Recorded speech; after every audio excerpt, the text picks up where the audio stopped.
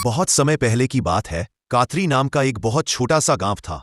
वहां के लोग बहुत ही हंसी खुशी एक दूसरे के साथ मिलजुल कर रहते थे। इस गांव में हरिया नाम का एक व्यक्ति रहता था। उसके परिवार में उसकी पत्नी और 2 बच्चे थे। हरिया के पास 2 गाय थी जिनका दूध बेचकर वह अपने जीवन निर्वाह करता था। इस गांव की सबसे बड़ी समस्या थी पानी की, क्योंकि पूरे गांव में केवल एक ही तालाब था। लोग इसी तालाब से पानी भरकर अपने दैनिक जीवनचर्या के काम किया करते थे।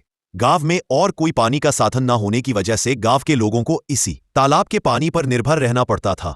हालांकि गांव के लोग अपनी इस जिंदगी से खुश थे। कुछ समय यूं ही हंसी खुशी बीत जाता है, लेकिन एक दिन जब गांव के कुछ लोग तालाब पर पानी भरने जाते हैं तो देखते हैं कि तालाब में बड़े बड़े मगरमच्छों ने कब्जा कर लिया है। अब लोग तालाब से पानी भरना छोड़ देते हैं, क्योंकि मगरमच्छ उन्हें मार सकते थे। थोड़े दिन बाद कुछ लोगों ने हिम्मत करके उस तालाब से पानी लाने की कोशिश की, मगर तालाब के मगरमच्छ उन्हें भी मारकर खा गए। इस घटना से पूरे गांव में भय और हड़कंप मच गया। अरे देखो भाई लोग, तालाब के इन बड़े बड़े मगरमच्छों ने हमारे गांव के 2 लोगों को मार दिया। अगर ऐसा ही चलता रहा तो धीरे धीरे ये पूरा गांव खत्म हो जाए। हाँ भाई रामू, अगर हम इन मगरमच्छ के निवाले नहीं भी बने तो भी बूंद बूंद पानी को तरस तरस कर मर जाएंगे। हाँ भाई लोग, ये तो बहुत बड़ी समस्या हो गई है। अगर हम तालाब के पास भी जाएंगे तो ये मगरमच्छ हमें मार डालेंगे। लेकिन बिना पानी के हमारा गुजारा कैसे होगा? हमें कुछ करना पड़ेगा। तुम सही कह रहे हो चंदन, हमें तुरंत पंचायत बुलानी चाहिए और सरपंच जी को बताना चाहिए। हाँ चलो सरपंच जी के पास चलते हैं, अब वही कुछ कर सकते हैं। ये लोग मिलकर पंचायत ने सरपंच जी के पास जाते हैं और अपनी समस्या बताते हैं। हाँ सरपंच जी, मगरमच्छ बहुत खतरनाक होते हैं। अगर हम तालाब के पास गए तो हमारी जान को खतरा हो सकता है। हाँ सरपंच जी, हरिया सही कह रहा है। हमने देखा कि कुछ लोग पानी भरने गए थे और मगरमच्छों ने उन पर हमला कर दिया। हाँ भाइयों, यह समस्या सच में गंभीर है, लेकिन हमें इसका कोई समाधान निकालना होगा। एक व्यक्ति है जो हमें इस समस्या से निकलने के लिए कोई बेहतर सुझाव दे सकता है। वह है मुखिया हरिलाल। हमें इस बारे में हरिलाल से बात करनी चाहिए। वह गांव के सबसे अक्लमंद इंसान है। वह इस समस्या का कोई ना कोई हल निकाल ही लेंगे। राजू और बिरजू, तुम दोनों मुखिया के घर जाओ और उनसे कहो कि सरपंच जी ने उन्हें तुरंत याद किया है। दोनों सेवक मुखिया के घर जाते हैं और मुखिया को ले आते हैं। सरपंच जी, कहिए आपने हमें कैसे याद किया? हरिलाल, हमारे गांव के तालाब पर मगरमच्छों ने कब्जा कर लिया है और लोगों को पानी के लिए बहुत समस्या हो रही है। अब तुम उनकी समस्या का कोई समाधान निकालो। मुझे तो कुछ समझ ही नहीं आ रहा, आखिर उन मगरमच्छों से कैसे छुटकारा पाया जाए। यह गहरी सोच में पड़ जाता है और फिर उसको एक उपाय सोचता है और वह सरपंच जी से कहता है, सरपंच जी, मगरमच्छों से लड़ना आसान नहीं है। हमें एक दूसरा तालाब बनाना होगा। यह काम आसान नहीं होगा, लेकिन अगर हम सब मिलकर मेहनत करेंगे तो नया तालाब जल्दी ही बन जाएगा। मुखिया जी, आप बिल्कुल सही कह रहे हैं। हम सब मिलकर मेहनत करेंगे और नया तालाब बनाएंगे। हाँ, हमें मिलकर काम करना होगा। इस समस्या का यही समाधान है। चलो फिर कल से ही हम नया तालाब खोदने का काम शुरू करते हैं। सभी गांव वाले मिलकर काम करेंगे और पानी की समस्या से जल्द ही निजात पाएंगे। गांव वाले मुखिया जी के सुझाव से सहमत होते हैं और अगले दिन से ही तालाब खोदने का काम शुरू कर देते हैं। कुछ ही दिनों की मेहनत और मशक्कत के बाद आखिरकार गांव के लोगों ने मिलकर एक बहुत ही गहरा तालाब खोद लिया। बस फिर क्या था, वर्षा रात का मौसम भी आ गया और गांव में जोरदार बारिश शुरू हो गई। बारिश से वह तालाब लबालब पानी से भर गया, जिसे देख गांव के लोग बहुत खुश हुए। अरे हरिया, यह देखो, हमारा तालाब कैसे पानी से भर गया है। अब हमें पानी के लिए उस मगरमच्छ वाले तालाब में जाने की जरूरत नहीं पड़ेगी। हम यही पास ही के तालाब से पानी भर लिया करेंगे। हाँ काका, आज मैं बहुत खुश हूँ। आखिरकार हमारे गांव को इस पानी की समस्या से निजात मिल ही गया।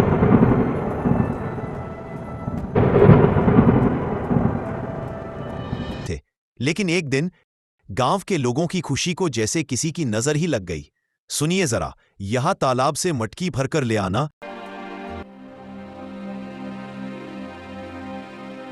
सुनिए जरा, ये तालाब से मटकी भरकर ले आना। घर में पानी खत्म हो गया है। और हाँ, थोड़ा जल्दी आना। वहाँ गांव वाले लोगों से बातें करने मत बैठ जाना जब तक मैं आपके लिए गाय का दूध निकाल देती हूँ। ठीक है राधा, लाओ 2 मटकी मुझे। मैं अभी पानी भर लाता हूँ। जब विवेक मटकी लेकर तालाब के पास पहुंचा तो उसने देखा वहां पर मुखिया लाला खड़ा है और वह गांव वालों से पैसे ले रहा है। विवेक ने एक व्यक्ति को रोककर पूछा, भैया क्या बात है? ये मुखिया जी किस चीज के पैसे ले रहे हैं? अरे भाई हरिया, क्या बताऊं अब तुम्हें। अब यह मुखिया जी हमसे इस पानी के पैसे ले रहे हैं। इनका कहना है कि जिसे भी इस तालाब से पानी भरना है उसको पैसे देने होंगे, और जो पैसे नहीं देगा उसे तालाब से पानी नहीं भरने दिया जाएगा। भगवान जाने अब इस गांव में क्या कहर आने वाला है। ये तालाब के पास खड़ा हो जाता है। जैसे ही वह तालाब से पानी भरने जाता है, मुखिया उसे रोकते हुए कहता है, हरिया, तुम क्या कर रहे हो? तुम्हें पता नहीं है कि यहाँ से पानी भरने के लिए पैसे देने होंगे? लेकिन यह तो गांव का तालाब है, यहाँ पानी भरने के लिए पैसे क्यों देने पड़ेंगे? यह नियम अब बदल गया है। यहाँ से पानी भरने के लिए हर किसी को पैसे देने होंगे। यह तो सरासर अन्याय है। यह तालाब सबके लिए है, हमने मिलकर इसे खुदा है। तुम पैसे कैसे मांग सकते हो? मुझे कानून मत सिखाओ, यह मेरा आदेश है, और जो इसे नहीं मानेगा उसे तालाब से पानी नहीं मिलेगा। यह बिल्कुल गलत है। मैं इस बात को जमींदार साहब के पास ले जाऊंगा। तुम्हें इसका जवाब देना होगा। जाओ जाओ, जमींदार साहब के पास जाओ। लेकिन तुमने इस बारे में जमींदार के सामने अपना मुंह भी खोला तो तुम्हें और तुम्हारे परिवार को इसके गंभीर परिणाम भुगतने पड़ सकते हैं। मेरी शिकायत करने से पहले एक बार अपने परिवार के बारे में भी सोच लेना। हरिलाल से पंगा लेना तुम्हारे परिवार पर भारी पड़ सकता है। ठीक है, मैं पैसे दे दूंगा, लेकिन याद रखना यह अन्याय ज्यादा दिनों तक नहीं चलेगा। से पानी नहीं मिलेगा, ये बिल्कुल गलत है। मैं इस बात को जमींदार साहब के पास ले जाऊंगा। आधा जो तुम्हें हम इसका सब जवाब गांव देना वालों ने होगा। मिलकर तालाब खोदा था, मुखिया जी ने अब उस पानी भरने पर रोक लगा दी है। मुखिया ने कहा है कि अगर पानी चाहिए तो तुम्हें इस पानी की कीमत चुकानी होगी। ये मुखिया अपने आप को समझता क्या है? देख लेना, एक दिन इसके पापों का अंत जरूर होगा।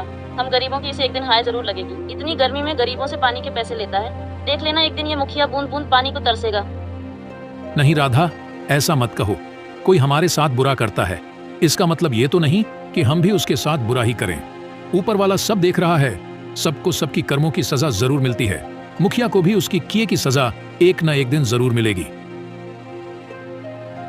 एक दिन गांव में एक नया व्यक्ति आता है और तालाब के पास ये तालाब तो काफी बड़ा है, यहाँ से पानी पी लेता हूँ।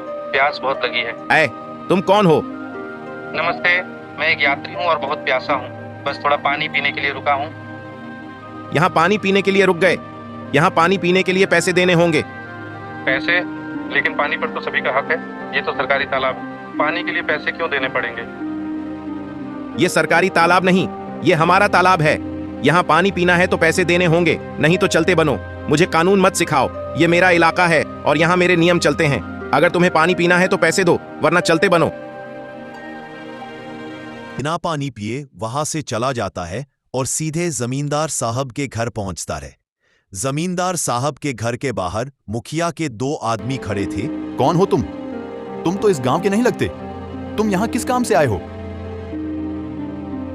मैं जमींदार साहब से मिलने आया हूँ, उन्होंने ही मुझे बुलाया है। मेरा नाम मोहन है, मैं इस गांव का नया कलेक्टर हूँ। मैं इस गांव का नया कलेक्टर। यह सुनकर वह दोनों आदमी उस व्यक्ति को अंदर जाने देते। नमस्ते जमींदार जी, मैं इस जिले का नया कलेक्टर हूँ। मेरा नाम मोहन है। नमस्ते कलेक्टर साहब, आइए बैठिए। मुझे बताइए आप यहाँ कैसे आए? जमींदार साहब, मैं यहाँ एक गंभीर समस्या के बारे में बात करने आया हूँ। मैं गांव के तालाब पर गया था और प्यास लगने पर पानी पीने की कोशिश की, लेकिन मुझे पानी पीने से मना कर दिया गया और पानी पीने के लिए पैसे मांगे गए। क्या ऐसा किसने किया? वहाँ मौजूद एक व्यक्ति ने मुझे साफ मना कर दिया और कहा कि बिना पैसे दिए पानी नहीं मिल सकता। तालाब का पानी तो सबके लिए मुफ्त है, यह बहुत गलत है। मुझे माफ कीजिए कलेक्टर साहब, मैं तुरंत इस मामले की जांच करूंगा। जमींदार साहब गुस्से में बाहर खड़े मुखिया के दोनों आदमी को अंदर बुलाते हैं। हमारे गांव में यह क्या चल रहा है? तुमने मुझे इसकी खबर क्यों नहीं दी? मैंने तुम दोनों को किस लिए काम के लिए रखा है?